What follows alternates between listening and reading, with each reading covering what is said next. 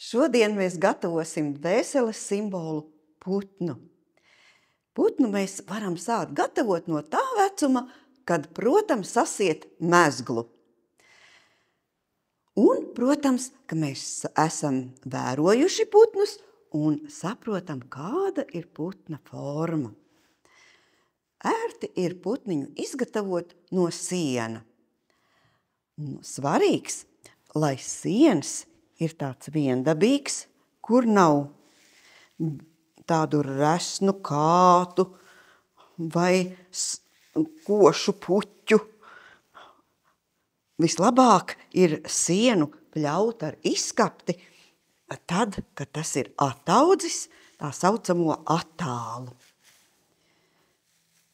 Šis siens ir žāvēts ēnā, tāpēc ir saglabājusies laba zaļa krāsa, bet labi, ja siens ir mazlietiņ mitrs. Un siena kumšķīti mazlietiņ varam iemirkt ūdenī un pagludināt, lai mums putniņš ir tāds gluds un nav sevišķi spurainis. Tad mums ir vajadzīgs arī auklis. Iespējams, ka senos laikos gan bērni prata tikt galā ar vienu siena stiebriņu, bet drošāk putniņu veidot, izmantojot tomēr lina auklas.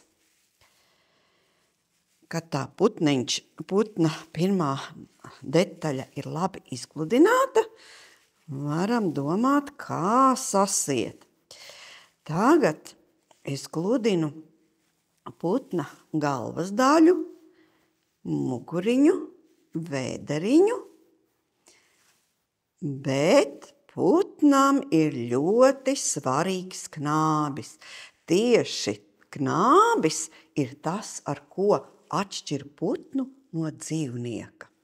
Jo spārni ir arī citām dzīvām būtnēm, gan sikspārņiem, gan dažādiem kukaiņiem, bet knābis, tāds īsts knābis, ir tikai putnam.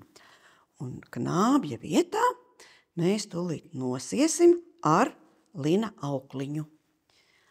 Apmetīsim vienreiz apkārt, otru reizīti un knābja vietiņā savilksim stingri, stingri.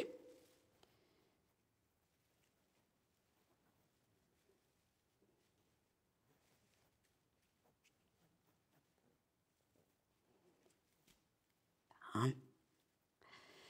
Bet, lai izveidotu knābi, ņemsim klāt arī mazliet kādu siena stiebriņu.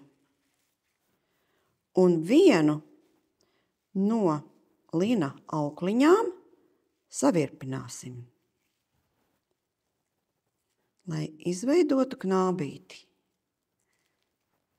Vairākas reizes savirpinam. Padomājam, kādas sugas putniņš varētu būt. Ja tas ir ūdens putnis, tad knābīts būs garāks. Ja kāds mazs putniņš, tad īsāks knābītis. Un pēc kāda brītiņa mēs knābīti saliecam un savirpinam atkal. Lūk, kā veidojas knābītis. Tad, kad atliekts atpakaļ, apmetam aukliņu otru apkārt un sasienam galvas iekšpusē. Tad aukliņa veidos atstiņu, bet putna galvas iekšpusītē mēs uzsiesim mezglu, lai to visu nostiprinātu.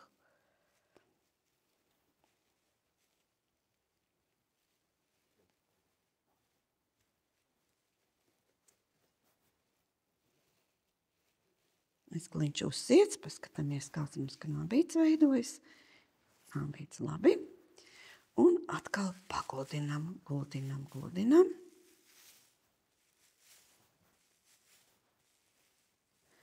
Un tad veidosim putna galviņu. Putniem parasti galviņa nav sevišķi liela attiecībā pret putna ķermeni. Tagad atrodam abas aukliņas, un mums būs jānosien tā vieta, kur putnam beidzas galviņa un sākas putna kakliņš.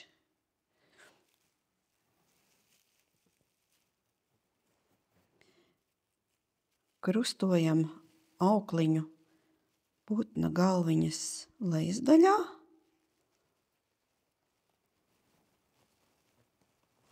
Un tad krustojam aukliņu putna galvas augšpusē.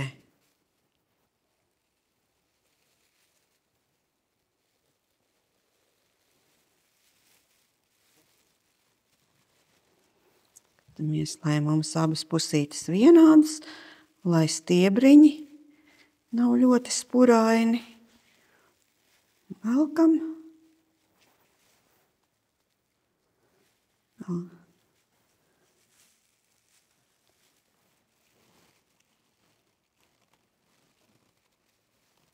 Un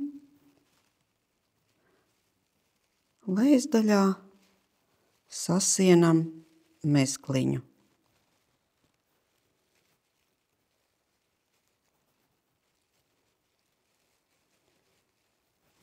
Ja vēlamies sējumu vietu nosegt, varam paņemt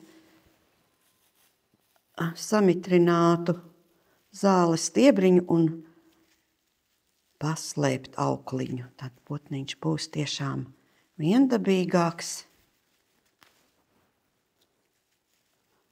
un aukliņas sējums nebūs redzams. Bet ļoti svarīga lieta putnam ir spārni. Tagad paņemsim atkal siena kumšķīti spārniem.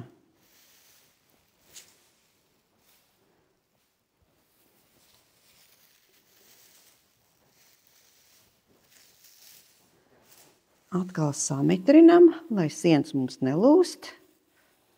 Var arī sienu iepriekš paturēt ārā mitrā laikā, lai siens būtu elastīgāks, jo ļoti sauss siens lūst.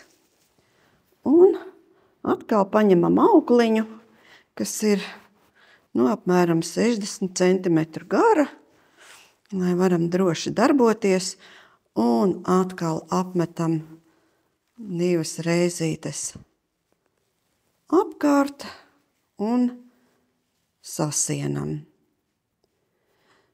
Un redziet, siena kumšķīts vienmēr ir tāds mazliet tā kā ielīcis, un tā tad sasienam augšpusītē.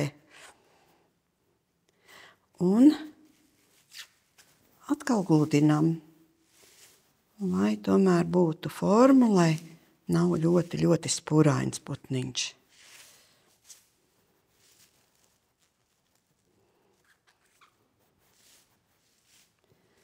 Lūk, šādi.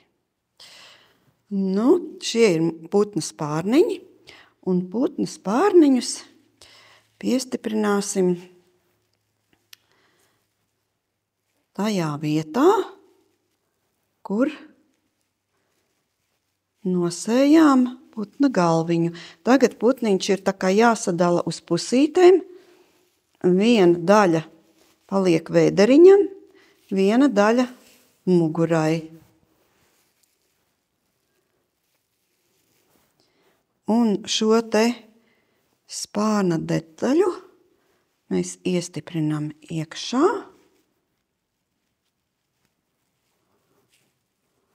Apmetam apkārt tai vietiņā, kur nosējām kakliņu, un tagad pārmetam putniņu tā kā otrādi un iekšpusītē nosienam.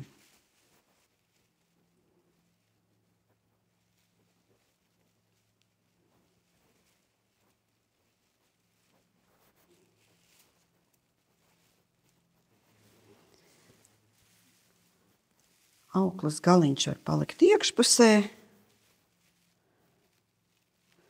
Paslēpjam auklas galiņus. Un paskatāmies, vai te mums viss ir kārtībā. Tātad putna vēderiņš, viena daļa, 2 spārniņi un muguriņa. Un tagad ļoti svarīgi ir domāt par putna formu. Ja mēs gribam veidot ūdensputnu, mēs varam turpināt un nosaitēt kakla daļu vairāk, un tad būs putnam garāks kakliņš. Ja tas mums ir kāds mazputniņš, tad to nedaram, bet veidojam formu tā, ka vēderiņš ir mazliet lielāks, bet muguriņa ir taisnāka. Un spārniņi. Ja vēlamies tādu lidojošu putniņu, mēs varam nosiet uzreiz šeit. Ja vēlamies, ka putniņš sēž uz zara, mēs varam spārniņus sastiprināt kopā. Skatīsimies, kā mums labāk izskatās putniņš, kā šim putniņam. Šeit lūk ir lidojošs putniņš. Tātad sienu kumšķīši ir samērā tādi vienmērīgi, un mums putniņš lido. Paskatīsimies, ko šis siens mums saka. Vai putniņš mums būs lidojošs vai būs sēdošs. Šķiet, ka šim putniņam labāk patiktu apsēsties uz kāda koka zara. Lai mums arī būtu tā dažādi, ja viens lidojošs putniņš, otrs sēdošs. Šis putniņš sēdēs uz zara. Tad mums ir vajadzīga aukliņa, apmēram 20 centimetru gara, un nosienam astītī.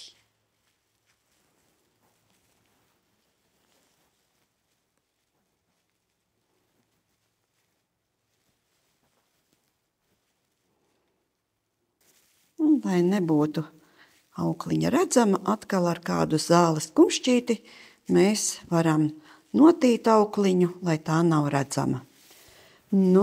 Tad mums putniņš tā kā būtu gatavs, bet varam uzmanīgi paskatīties, vai viss ir glīti, vai spalviņas ir gludas, jo citādi jau viņam būs grūti lidot, ja tāds ļoti, ļoti spurainis. Izskatās, ka putniņš varētu iet arī pie friziera, un dažas spalviņas mēs varam nolīdzināt ar šķērēm.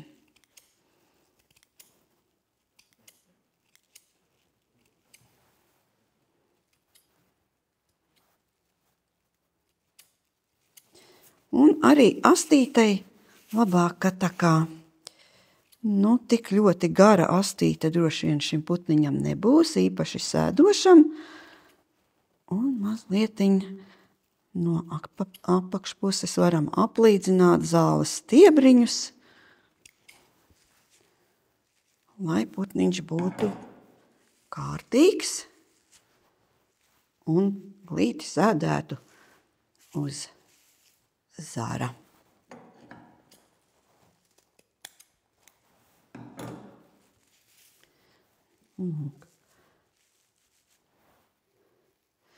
Vēl runājot par putniņiem, ļoti svarīgi tātad šī vietiņa starp spārniņiem, lai būtu tāda izteikta un gluda, jo senāk esot cilvēki ticējuši, ka Ziemassvētkos un arī rudens pusē, veļu laikā, atlidojot senču dvēselīte, nosēžoties starp putnu spārniņiem un vēro, vai mums labi klājas. Tā kā putniņš ir svarīgs gan rudens pusē, veļu laikā, Ziemassvētkos, gan putniņš ir arī pavasara vēstnesis. Lai jums izdodas!